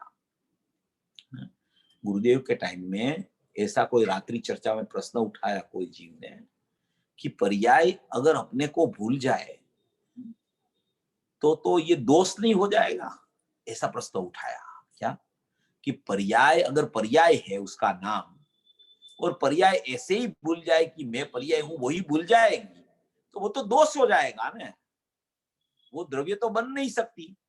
और पर्याय पर्याय को भी भूल जाती है तो दोष हो जाएगा। गुरुदेव ने बोला भैया, वो पर्याय का स्वभाव उत्पाद यही है, उसको वो पर्याय नहीं भूलती, मगर पर्याय का पर्याय पना कि मैं पर्याय हूं, उस समय में जब अनुभूति होती है, उस समय में मैं उत्पाद भी करने वाली हूं, मैं पर्याय हूं, ऐसा विकल्प नहीं चलता है, और मैं ध्रुव हूं ऐसा ही उसका परिणमन चलने लगता है। तो परिणमन है वही पर्याय है, और परिणमन ध्रुव की तरफ चला जाता है। ध्रुव में अहम हो गया तो उसी का नाम पर्याय का स्वभाव रह गया, और पर्याय का पर्याय में अहम छूट गया। मैं पर्याय हूं ऐसा उसका सूर निकलता था, वो मैं द्रव्य हूं ऐसा सूर हो गया, और उत्पाद्य रह गया, और उत्पाद्य में परिणमन हो गया, और परिणमन में अभेद परिणमन में ज्ञान की पर्याय में प्रत्यक्ष नायक जानने में आ गया। उसका नाम पर्याय, पर्याय को खुद को भी भूल जाती है। ऐसा गुरुदेव ने बोला था उस टाइम पे। पर्याय अपने को खुद को भी भूल गई। पर उत्तर देते हैं पूज्य गुरुदेव श्री कि पर्याय कहती है कि ये मैं हूं, मैं उसका ध्यान करती हूं, ये मैं हूं ऐसे कहा ना, वही मैं हूं ऐसे पर्याय ने कह दिया ना कि मैं ही द्रव्य हूं। तो पर्याय ध्यान किसका करती है? कि पर्याय ध्येय का ध्यान करती है। तो ध्येय का ध्यान करती है तो पर्याय क्या कहती है? कि वो ही मैं हूं। और क्या कहेगी? ध्येय का ध्यान ऐसे होता है कि ये ध्येय है, ये ध्येय है। ऐसे यहाँ खड़ी खड़ी देखेगी, ये ध्येय है, ये ध्येय है। ऐसे पर्याय ध्येय का ध्यान नहीं कर सकती। ध्येय ही मैं हूं, उसका नाम ध्यान कहा जाता है। तो ऐसा कहते हैं यहाँ। चर्चा तो बहुत द्रव्य पर्याय की ही चर्चा है, और वही अपने को समझनी चाहिए। दूसरी सब चर्चा है तो बहुत आती है, मगर मूल विषय की चर्चा जब ख्याल में आने लगती है, तब उसका वलन का वेग पर्याय का द्रव्य की तरफ उसकी दोट लगने लगती है। और जब वो दोट लगती है तो प्रत्येक पर्याय का सूर मैं द्रव्य हूं, द्रव्य हूं, द्रव्य हूं, द्रव्य हूं ऐसा ही निकलने लगता है। भले पहले विकल्पात्मक दशा में ऐसे विकल्प भी होते रहे, मगर विकल्प में भी त्रिकाली ध्रुव को सचमुच में भावपूर्वक जानने की उसकी अगर जो ताकत चलने लगे, तो वो विकल्प उस समय होने पर भी वो पर्याय को वहां विकल्प नहीं दिखता। वो पर्याय को विकल्प की जगह में विकल्प छोड़ के उसको ध्रुव दिखने लगता है। ये सभी जगह पे ये नहीं सोचना कि ये पर्याय ऐसा बोलती है कि मैं ध्रुव हूं तो विकल्प ही है। ऐसा नहीं होता है। वो विकल्प होता है, मगर वो विकल्प में भी उसको ख्याल में आता है कि ये अभी तो विकल्प हो रहा है, मगर मेरा स्वरूप तो ज्ञान में ही है। ऐसे ज्ञान की ऊर्ध्वता उसकी हो जाती है, तो विकल्प विकल्प में रह जाता है, और ज्ञान अपने ज्ञायक या अहम करके वहां पर्याय में द्रव्य हूं ऐसा हम कर सकती है। इस तरीके से ये सोच करनी चाहिए। पर्याय कहती है कि ये मैं हूं, मैं इसका ध्यान करती हूं, ये हूं ऐसा कहा न, ध्याता पुरुष ऐसी भावना करता है कि जो सकल निरावरण अखंड एक प्रत्यक्ष प्रतिभासमय, जिसको यहाँ जीव कहा, वो ये प्रत्यक्ष प्रतिभासमय एक रूप है, अखंड है, एक रूप है। आहा, जिसमें पर्याय का भेद नहीं, ऐसा प्रतिभासमय अविनश्वर शुद्ध परिणामी परम भाव लक्षण नीच परमात्मा द्रव्य वही मैं हूं। मगर ऐसा भावता नहीं, ऐसी भावना नहीं करता कि मैं खंड ज्ञान रूप हूं। ऐसी भावना नहीं करता कि मैं खंड ज्ञान रूप हूं। क्यों ऐसी भावना नहीं करता? क्योंकि पर्याय का खंड पड़ गया, अतीन्द्रिय ज्ञान का भी खंड पड़ गया, तो उसकी भावना की सार्थकता नहीं रही। वो अतीन्द्रिय ज्ञान भी प्रतिभासमय नायक की तरफ अभेद होके परिणमन करे ध्याता बन के, तब ही सचमुच में वो भावना की फलितता, उसका भावना का फल वो तब ही होता है। इसलिए कहते हैं कि नीच परमात्मा द्रव्य वही मैं हूं, मगर ऐसी भावना नहीं करता कि मैं खंड ज्ञान रूप हूं। खंड ज्ञान माने अतीन्द्रिय ज्ञान, खंड ज्ञान माने मोक्ष मार्ग की पर्याय, खंड ज्ञान माने केवल ज्ञान की भी पर्याय। पर्याय का कोई भी खंड पड़ गया तो सचमुच में अनुभूति नहीं होती है। पर कहते हैं ना कि 50वीं गाथा में कहा है कि पर्याय पर द्रव्य है, पर स्वभाव है और है ही है। 38वीं गाथा नियम सार में कहा है कि जीवादि सातों तत्व का समूह पर द्रव्य है। तो वहां त्रिकाली द्रव्य बताना है। त्रिकाली द्रव्य बताने के लिए सभी पर्यायों को है, केवल ज्ञान की पर्यायों को, संवरण निजरा मोक्ष की पर्यायों को भी परद्रव्य कहा जाता है। वो परद्रव्य कह दिया, वो त्रिकाली द्रव्य सिद्ध करने के लिए कहते हैं कि उसमें वो पर्याय है ही नहीं। अभी जब संवर सिद्ध करना हो, निर्जरा सिद्ध करना हो, मोक्ष सिद्ध करना हो, तो क्या होता है कि संवर की पर्याय में आत्मा है, उपयोग में उपयोग है, उपयोग में उपयोगवान है, तब संवर होता है। नायक में पर्याय नहीं है, मगर पर्याय ऐसे कहती है कि मैं नायक हूं, उसी का नाम संवर है। तो ये द्रव्य में पर्याय नहीं है, और पर्याय कहती है कि मैं द्रव्य हूं। बस ये भेद ज्ञान की उत्कृष्ट चीज है, भेद ज्ञान की पराकाष्ठा इसमें छिपी हुई है, और उसकी समझ यथार्थ होवे कि सभी जगह पर्याय को परद्रव्य, सभी पर्याय को कह दिया, इसलिए उसका मतलब ऐसा नहीं कि पर्याय में समर होता ही नहीं, ऐसा नहीं पर्याय में निजरा होती ही नहीं, ऐसा नहीं पर्याय में मोक्ष होता ही नहीं, मगर वो सब त्रिकाली द्रव्य में नहीं है। और जब संवर होता है तब संवर की पर्याय मैं द्रव्य हूं ऐसा ऐलान करती है, फिर भी वो द्रव्य में नहीं जाती, ऐसा कहना चाहते हैं। तो कहते हैं कि शुद्ध पारिणामिक परम भाव लक्षण निज परमात्मा द्रव्य वही मैं हूं, मगर ऐसा नहीं भाता है कि खंड ज्ञान रूप हूं।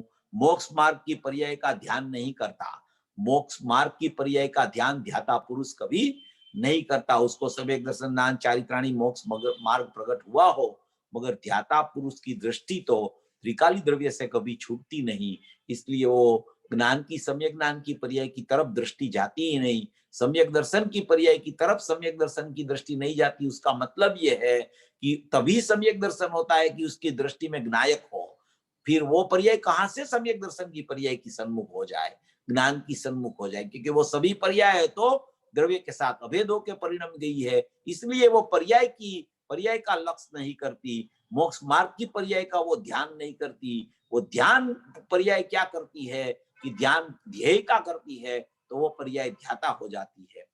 वो मोक्ष मार्ग की पर्याय का ध्यान नहीं करते, ये ऐसे कहते हैं कि मैं मोक्ष मार्ग की पर्याय हूं, ऐसा नहीं, वो मैं मोक्ष मार्ग की हूं ऐसा लिखा है ना, वहां बीच में पर्याय है, वो रेग छूट गया है शब्द। मैं मोक्ष मार्ग की पर्याय हूं ऐसा नहीं, मैं तो यही हूं, माने कि मैं तो द्रव्य ही हूं, ऐसी बात है। भगवान क्या करे, आहा हा, बड़ा परमात्मा प्रभु तू हो, तू कैसा है, बड़ा परमात्मा है। तेरे पास सिमंदर परमात्मा भी परद्रव्य है, इसलिए तू बड़ा परमात्मा है, क्योंकि इसमें से अनंती मोक्ष की पर्याय निकल जाए, अनंती सिद्ध पर्याय निकल जाए, अनंती केवल ज्ञान की पर्याय निकल जाए, फिर भी इसमें कुछ खूटने वाला नहीं है।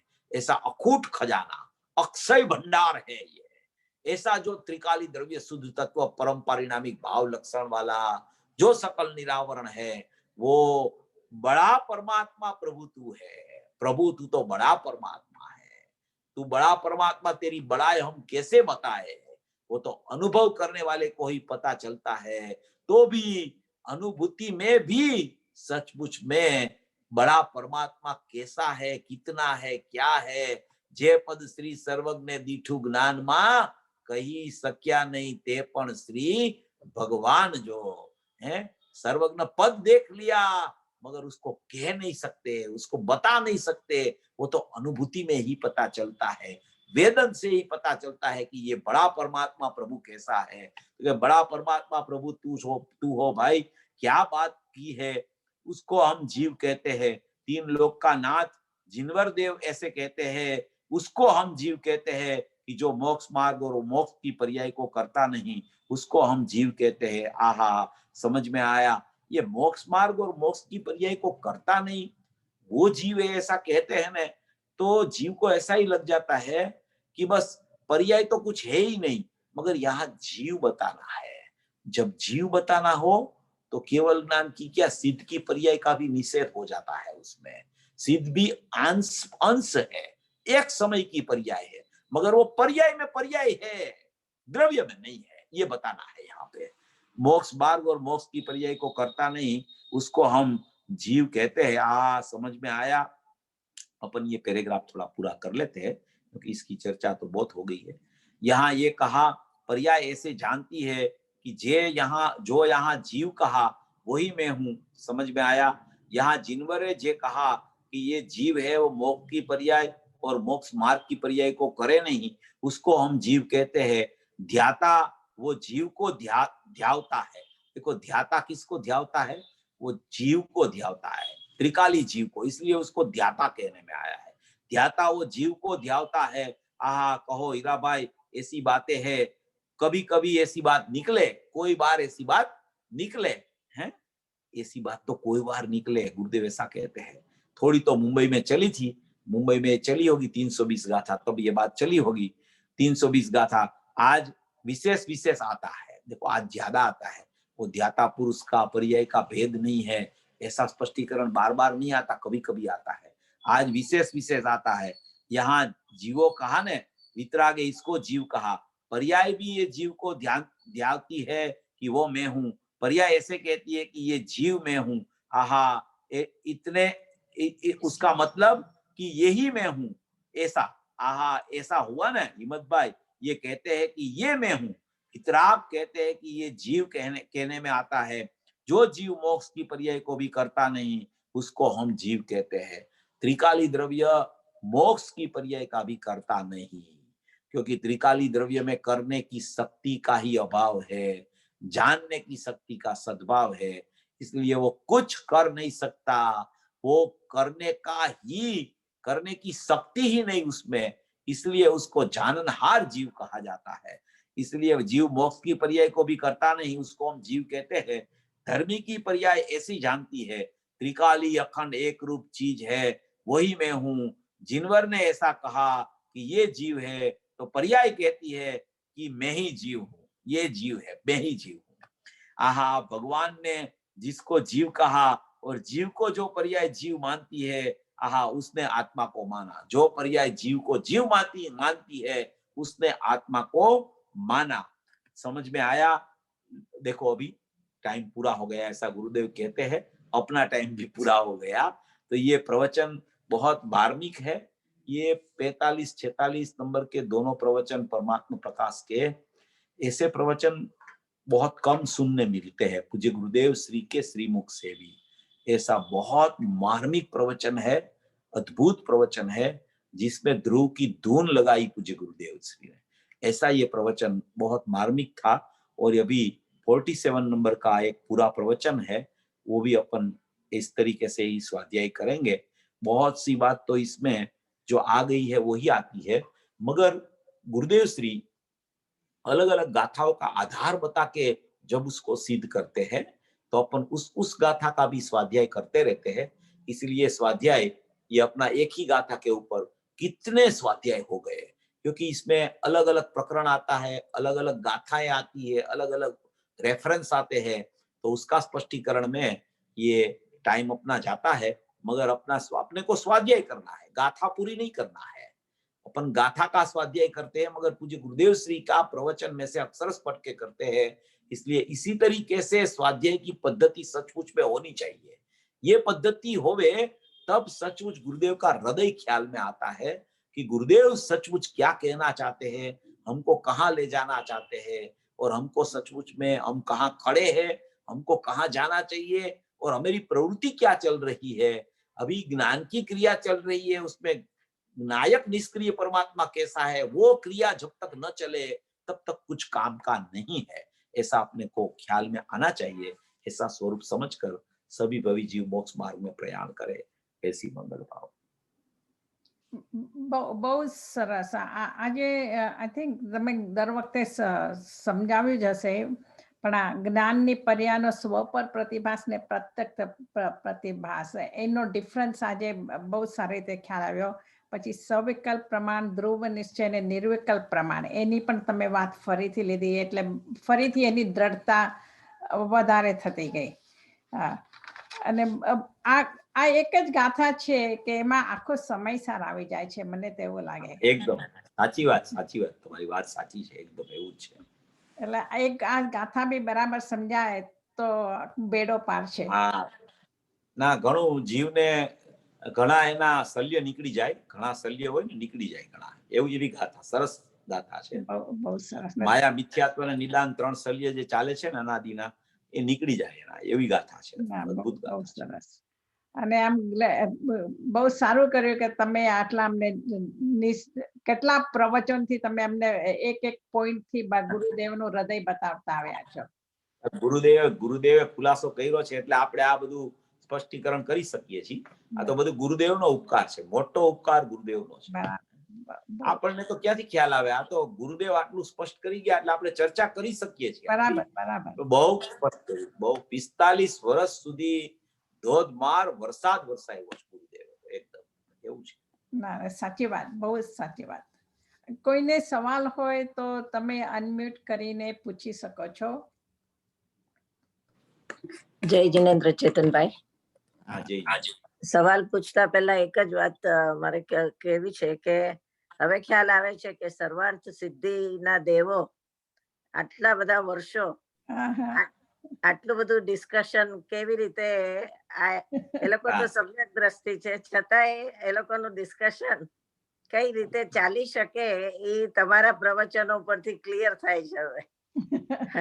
પેલા એમ થતું હતું કે આ કેવી રીતે એકવાર હવે સમજાઈ ગયું પછી હવે આટલું બધું ડિસ્કશન છે નું પણ હવે ખ્યાલ આવે છે કે આમાં પણ આનંદ આવે છે.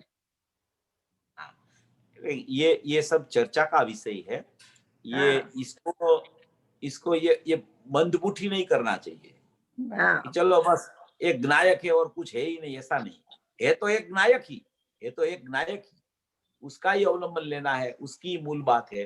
मगर उसमें क्या क्या भरा है, कितना भरा है उसमें, और उसकी पर्याय में भी क्या क्या भरा है, ये जब स्पष्टीकरण गुरुदेव के श्रीमुख से सुनते हैं ना, फिर अपन चर्चा करते हैं ना, तो इतना माने कि हर्ष होता है अंदर से. ऐसा लगता है कि ये सचमुच में ये रत्न चिंतामणि मिल गया हो ना, ऐसा लगता है. चैतन्य रत्नाकर हाथ में आ गया, ऐसा लगता है. आता है ना, जब एक रत्न अनमोल है तो रत्नाकर कैसा होगा. तो ये रत्नाकर है, ये पूरा चैतन्य रत्नाकर क्या, ऐसा लगता है. बराबर है. तो सवाल मुझे एक ही था कि ये जो निर्विकल्प प्रमाण की बात की आपने, तो वहां पर जब जैसे हम केवड़ी परमात्मा की एग्जाम्पल ले के सिद्ध भगवान का एग्जाम्पल ले, तो वहां तो निर्विकल्पता ही निर्विकल्पता है पूरे समय. कहीं बाहर आने की बात ही नहीं है. तो उनको द्रव्य और पर्याय का मतलब उनको तो सिर्फ द्रव्य का ही एक्सपीरियंस है. तो वहां पर पर्याय का एक्सपीरियंस तो उनको है नहीं कि है, क्योंकि वो तो द्रव्य पर्याय एक ही हो गए हैं. नहीं, ऐसा नहीं होता है. द्रव्य पर्याय एक कभी नहीं होता. सिद्ध दशा में भी उत्पाद व्यय चलता रहता है, और ध्रुव है वो ध्रुव रूप रहता है, उत्पाद व्यय है वो उत्पाद व्यय रूप रहता है. मगर वहां प्रत्येक समय में उत्पाद ध्रुव रूप ही परिणमन करता रहता है. वहां विकल्प निकल गया है, परिणमन नहीं निकला है. परिणमन तो जैसे अज्ञानी को उत्पाद व्यय ध्रुव का परिणमन है, ज्ञानी को जैसे उत्पाद व्यय ध्रुव का परिणमन, उत्पाद व्यय का परिणमन है और ध्रुव है, ऐसे ही केवली को भी उत्पाद व्यय का परिणमन है और ध्रुव है. सिद्ध में भी उत्पाद व्यय का परिणमन है और ध्रुव है. फर्क इतना है कि उसको विकल्प छूट गया है पूरा. परिपूर्ण विकल्प की नास्ती है. उसको विकल्प की नास्ती है, इसलिए वो सब निर्विकल्प है. द्रव्य भी निर्विकल्प, पर्याय भी निर्विकल्प. तो द्रव्य पर्याय दोनों निर्विकल्प है, तो वो दोनों साथ में ही रहते हैं. इसलिए वहां तो निर्विकल्प प्रमाण ही है.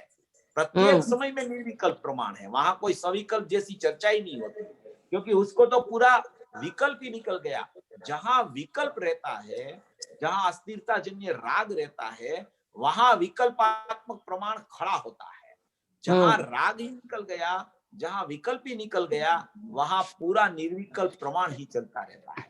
इसलिए परिणमन है वहां, मगर परिणमन में पर्याय भी है, मगर पर्याय में ध्रुव ही बसता रहता है प्रत्येक समय में. इसलिए वहां सदाय निर्विकल्प प्रमाण होता है. ऐसा इस तरीके. बहुत बहुत सरस.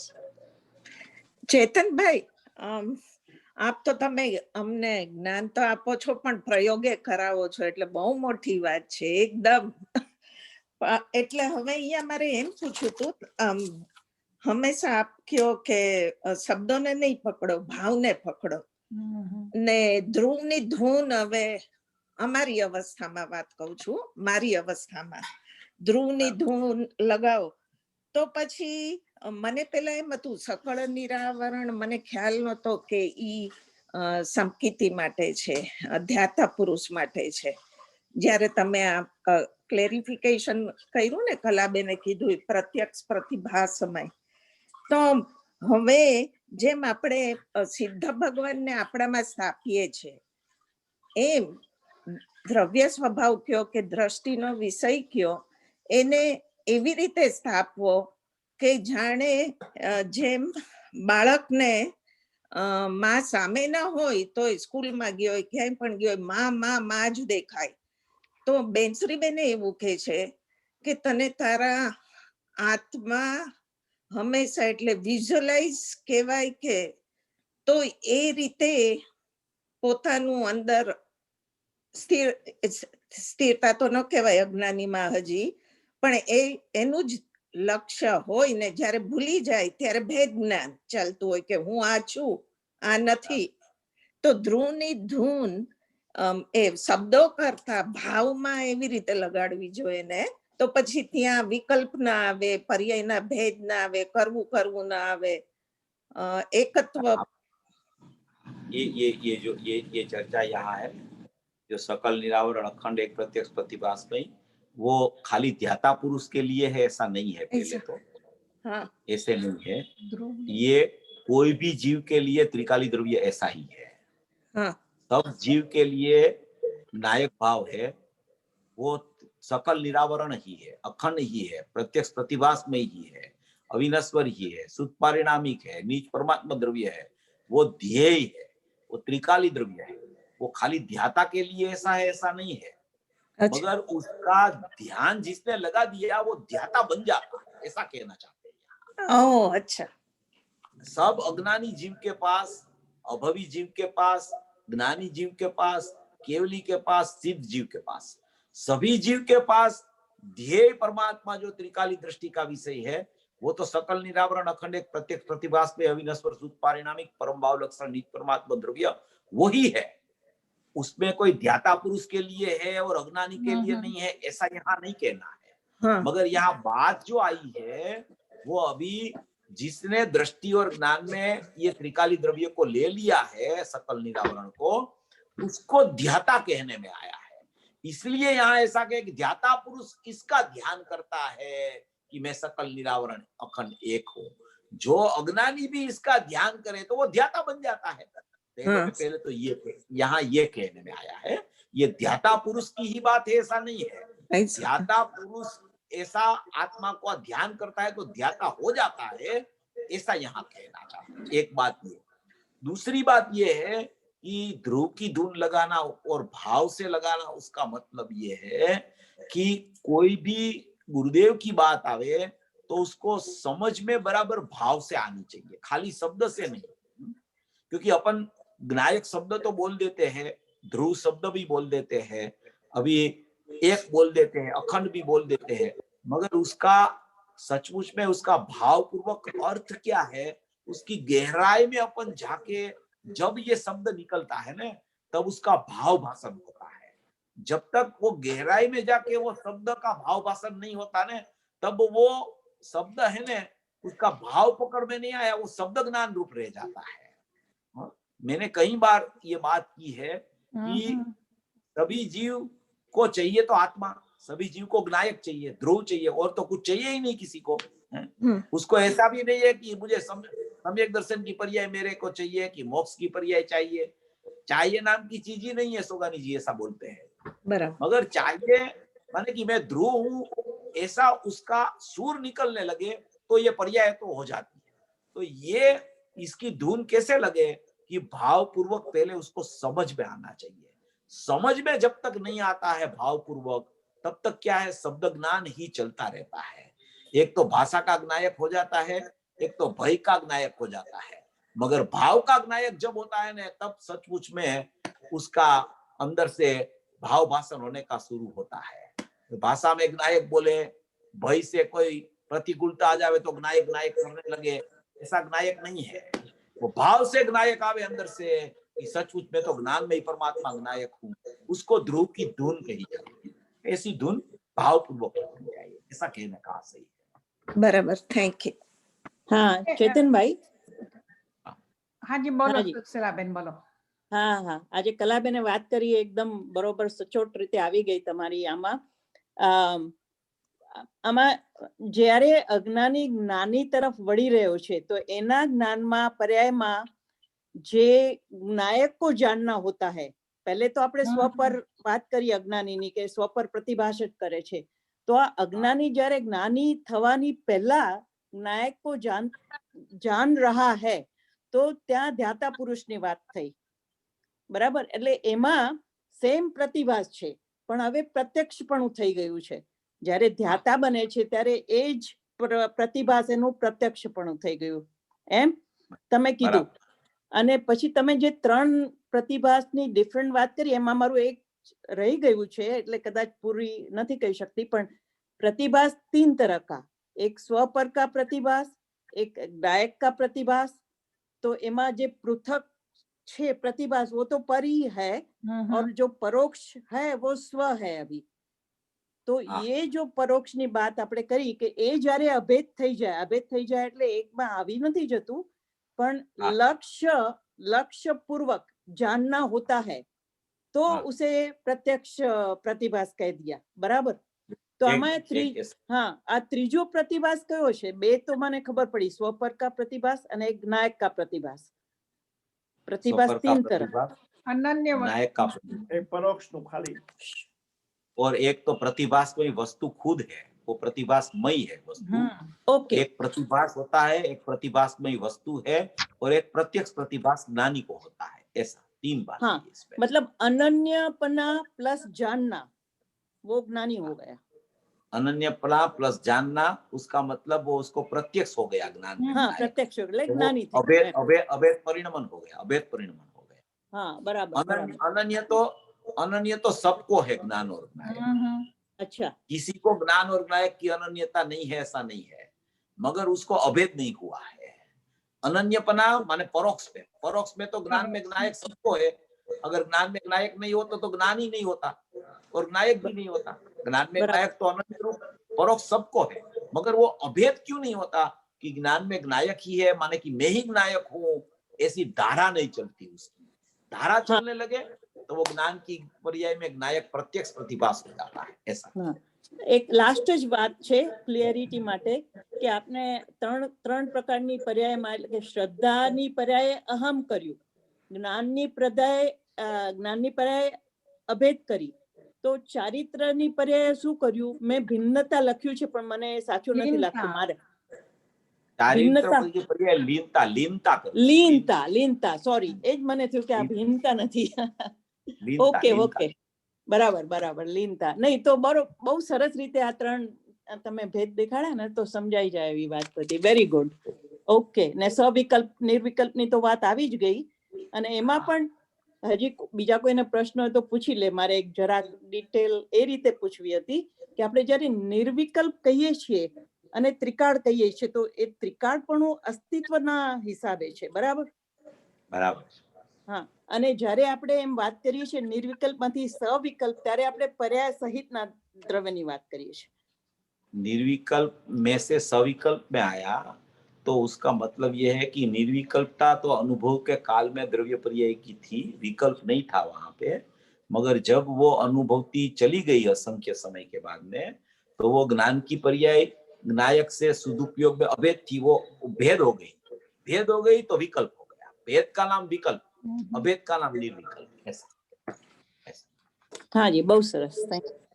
चेतन भाई, मंजरी अरुणा होल्ड करजो, मंजरी बेन पूछी લે. પ્રણામ ચેતનભાઈ. તો એવું કહેવાય કે જે રિયલ ભાવ ભાષણ થાય એ ધ્યાતાને જ થાય કે અજ્ઞાન દશામાં રિયલ ભાવ ભાષણ થાય, તો એનો અનુભવ કઈ રીતે સોચવાનો? अज्ञान दशा में भाव भाषण होवे तो उसका अनुभव है कि नहीं, कैसे सोचना, ऐसा. हाँ. अज्ञान दशा में भाव भाषण के बाद में प्रत्यक्ष अनुभूति होती है, और अज्ञान दशा में भाव भाषण होता है, उसका मतलब ये है कि उसको ऐसा पता चलने लगता है कि सचमुच में ज्ञान क्या है, वो उसका पकड़ में आने लगता है, और ज्ञान में ज्ञायक क्या है वो भी उसकी धारा उसको ख्याल में आने लगती है कि अभी ये ज्ञान है, राग भी चल रहा है, ज्ञान भी चल रहा है. अभी इसको भेद ज्ञान करके करके ज्ञान का जब भाव भाषण होने लगता है तो उसको पता चलने लगता है कि ये जानने वाला है, जान रहा है. वो जानने का उसको भाव भाषण हो जाता है कि ये जानने वाला ज्ञान है. उसका भाव पकड़ में आता है, उसको भाव भाषण बोला जाता है. राग से वो छूट जाता है और ज्ञान पकड़ में आ जाता है. पहले भिन्न से छूटता है और भेद में आता है. और भेद में आने से उसको पता चल जाता है कि ये ज्ञान ही है, वही सचमुच में जान रहा है। ये राग तो जानने में आ रहा है, ज्ञान है वो जान रहा है। राग की क्रिया हो रही है वो तो जानने में आ रही है, और ज्ञान में जानना होता है। ऐसा उसको ज्ञान की ऊर्ध्वता आने लगती है तो भाव का भाषण होने लगता है। वो भाव का भाषण होने लगता है तो भिन्न से पृथक होके भेद में आया। अभी भेद से भी ज्ञान और ज्ञायक का भेद निकल के वो ज्ञायक में चला जाता है। तो ऐसा कहा जाता है कि इसको भाव भाषण चल रहा था और भाव भाषण के बाद में उसको निर्विकल्प अनुभूति हो गई। ऐसा इसको भाव भाषण ज्ञान पकड़ में आवे, इसको भाव भाषण बोला जाता है। એટલે એવું જરૂરી નથી ને કે તમે ધ્યાતા હોય ત્યારે જ આવું થાય, પણ તમે ધ્યાતા બની જાઓ ત્યારે જ સાચો ભાવ ભાષણ થાય, नहीं એવું नहीं નથી? नहीं, ऐसा नहीं होता है। अनुभूति ध्याता बनने से पहले भी सविकल्प दशा में भी जैसा अनुभव होने वाला है ऐसा ही अनुभूति के पहले सविकल्प स्वसंवेदन होता है जीव। वो सविकल्प स्वसंवेदन के पहले एक अपूर्व निर्णय आता है। अपूर्व निर्णय में उसको पता चलता है कि सचमुच में ये ज्ञान है, वही मेरी चैतन्य लक्ष्मी है, और ज्ञान का भाव भसन उसको हो जाता है। ऐसा अपूर्व निर्णय आता है, फिर सविकल्प स्वसंवेदन आ जाता है।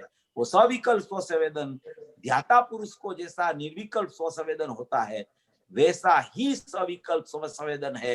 मात्र फर्क इतना है कि उसमें आनंद का वेदन है, निर्विकल्प स्वसंवेदन में ध्याता पुरुष को ये सविकल्प दशा में आनंद का वेदन नहीं है, मगर उसको भाव पकड़ में आ गया कि ऐसे ही अनुभूति होने वाली है।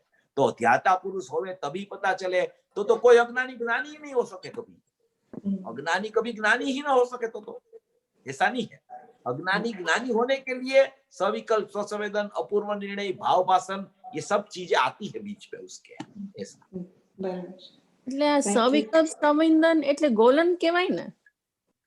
सविकल्प स्वसंवेदन उसका मतलब ये है कि कोई ऐसा प्रकार का ख्याल में आ जाता है कि मेरे को निर्विकल्प अनुभूति हो जाएगी। अभी देखो सवेरे सवेरे सूर्य उगता है, अभी आज की डेट में यहाँ इंडिया में 7:15-20 पे, समझे। अभी सूर्य उगने से पहले 15-20 मिनट के पहले भी थोड़ा प्रकाश दिखता है। सूर्य अभी उगा नहीं है, सूर्य तो अभी प्रज्वलित नहीं हुआ, प्रकाश आया नहीं उसका सूर्य का, मगर थोड़ी किरण ऐसी निकलने लगती है कि वो सचमुच में थोड़ा थोड़ा प्रकाश दिखने लगता है। उसको એને ગુજરાતીમાં શું કે પો ફાઈટો એમ ગુજરાતીમાં, या पो फाइटो, वो जो दशा है ना वो सविकल्प स्वसंवेदन की दशा है। उसको पता चल जाता है कि अभी सूर्य उगने वाला है, अभी नायक का अनुभव होने वाला है, वो प्रकाश अभी प्रज्वलित होने वाला है, ऐसा पता चल जाता है। उसको कहा जाता है सविकल्प स्वसंवेदन। એને स्वसन्मुख मिथ्या दृष्टि भी कहेवाय ने? कही सकाय। मगर स्वसन्मुख मिथ्या दृष्टि में और सविकल्प स्वसंवेदन में भी थोड़ा अंतर है। अच्छा। वो सम्यक सन्मुख मिथ्या दृष्टि और सविकल्प स्वसंवेदन उसमें भी अंतर है। सम्यक सन्मुख मिथ्या दृष्टि उससे भी ये आगे वाला प्रकरण है, सविकल्प स्वसंवेदन वाला। अच्छा, ओके। ભાઈ ટાઈમ છે ભાઈ, પ્રશ્ન પૂછું ભાઈ? હા પૂછો। હા, તો આપણે આજની વાત થઈ ને ઈ 271 કળશના સંબંધમાં ભાવેન ખંડામી ઈ વાત ઈ આના રેફરન્સમાં કેવી રીતે લેવી ને? આ બે અજ્ઞાનમય છે એમ જ લઈ લેવું? जो आप बोल रहे हो कि द्रव्य न खंडियामी, क्षेत्र न खंडियामी, काले न खंडियामी, भावे न खंडियामी, वो 270 नंबर का कलश है, 71 नहीं है। 71 में ज्ञाता ज्ञान और ज्ञेय की बात है। वो 270 नंबर का कलश है, वो पूरा ध्येय का कलश है, त्रिकाली द्रव्य का कलश है कि द्रव्य से भी खंडित नहीं होता, क्षेत्र से भी खंडित नहीं होता, काल से भी खंडित नहीं होता, भाव से भी खंडित नहीं होता। अखंड विनायक परमात्मा, द्रव्य क्षेत्र काल का भेद भी नहीं है, भाव का, वो अखंड परमात्मा है, उसको अखंडित बोला जाता है। तो वहां वो 4 भेद निकाल के एक अखंड बताया है। वो त्रिकाली द्रव्य की ही चर्चा है, ध्रुव की चर्चा है वहां। ऐसा પણ ભાઈ ભાઈ ભાવેન ખંડામીમાં ઈ ભાવમાં શું લેવું એટલે what भावे I न was trying खंड्यामी में गुणों का खंड नहीं है उसमें, ऐसा गुण अखंड है, ऐसा गुण अभेद है ऐसा। द्रव्य न અચ્છા એટલે खंड्यामी પર્યાય રૂપ હા તો क्षेत्र न પર્યાય રૂપ खंड्यामी, ભાવ નો લેવો। पर्याय बिल्कुल नहीं ला, कोई पर्याय है ही नहीं वहां पे, द्रव्य में पर्याय ही नहीं है। અચ્છા એટલે દ્રવ્ય પર્યાય જે માને- જ્ઞાનમય થઈ ઈ નો લેવું। नहीं, અભેદ થઈ ઈ બી नहीं, નહીં। वो ज्ञान में ओके। पर्याय हुई वो तो परिणामी हो गया द्रव्य, वो नहीं है वहाँ। बराबर। वहाँ तो हाँ, पूरी त्रिकाली द्रव्य की चर्चा है। द्रव्य निर्विकल्प वस्तु, क्षेत्र हम्म, असंख्य प्रदेश, काल माने त्रिकाल काल, भाव माने अनंत गुण। ऐसा भी द्रव्य क्षेत्र काल भाव का भेद नहीं, उसको अखंडित परमात्मा द्रव्य न खंड्यामी, क्षेत्र न खंड्यामी, काले न खंड्यामी, भावे न खंड्यामी, सुविशुद्ध एको ज्ञान मात्र अहम अस्ति, ऐसा लिखा है वहाँ उसमें। હા બરાબર, થેન્ક યુ। ચેતનભાઈ રાગ જ્ઞાનની પર્યાય પોતાને જાણે છે, બરાબર? જેમ સ્વપરની વાત થઈ ને સ્વજ્ઞની વાત થઈ, તો જ્ઞાનની પર્યાય પોતાને જાણે છે અલ્ટિમેટલી, તો એ ક્યારે આવે? ज्ञान पर्याय तो प्रत्येक समय में अपने को जान रही है। हाँ। कोई समय ऐसा नहीं है कि ज्ञान की पर्याय नायक को न जानती हो। प्रत्येक समय में ज्ञान की पर्याय में नायक जानने में आ रहा है। अनुभूति स्वरूप भगवान आत्मा बाल गोपाल सबको जानने में आ रहा है, मगर उसको स्वीकार नहीं आता, इसलिए उसकी दृष्टि पर जाने से वो जीव अनादि से मिथ्या दृष्टि रह जाता है, ऐसा। પણ એવું પણ છે ને કે આમ તો જ્ઞાનની આ પ્રતિભાસ ને બધું નથી હોતું, પણ એકચ્યુઅલી જ્ઞાનની પર્યાયમાં જ જ્ઞાન જણાય છે અને જ્ઞાનની પર્યાય જાણે છે। ज्ञान की पर्याय में नायक ही जानने में सबको आ रहा है, उसको स्वीकार नहीं आता है, वही बात है। ज्ञान की पर्याय में ज्ञान भी जानने में आता है भेद से, ज्ञान की पर्याय में नायक जानने में आता है अभेद से। अभी उसका स्वीकार आ गया तो अनुभूति हो जाती है, ऐसा। હવે છે ને સવાલ બધા હોલ્ડ કરજો નેક્સ્ટ વીક માટે, અને નહીં તો કાલે પૂછજો। અને હવે અહીંયા આપણે પૂરું કરીએ છીએ। હાજી,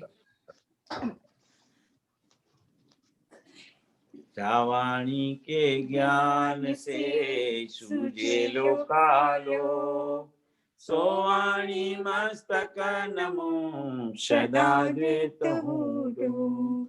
नववार नमस्कार।